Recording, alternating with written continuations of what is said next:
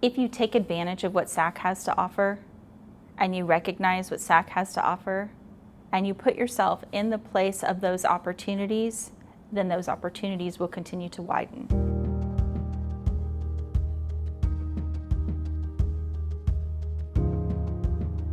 My name is Sciovahn Lydston-Barron, and I am a graduate of San Antonio College's nursing program.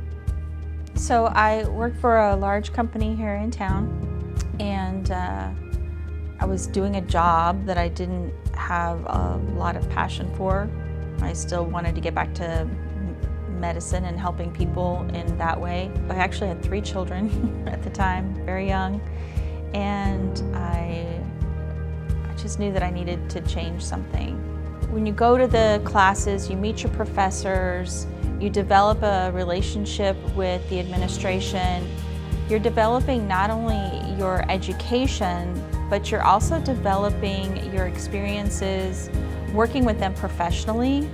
Your administration, your professors, your teachers, they all have ties into the community. And I think it's a really good idea to build that goodwill. So for example, I was working at the hospital that I'm at now, and I saw one of my professors.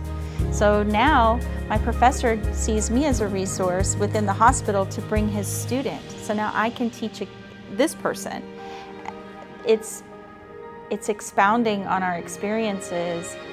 It's creating connections within our community and being part of that, almost like the roots of a tree, you know?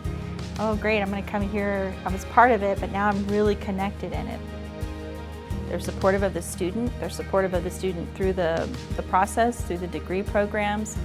And as I mentioned previously, I've been able to come back, which means that there's still support, but I can still come back and see my professors and talk to my professors, and they're still considered resources to me. My own personal story though, it took me a long time to get here. I've been trying really hard to be a part of the life that I want to live. I'm really happy to get here.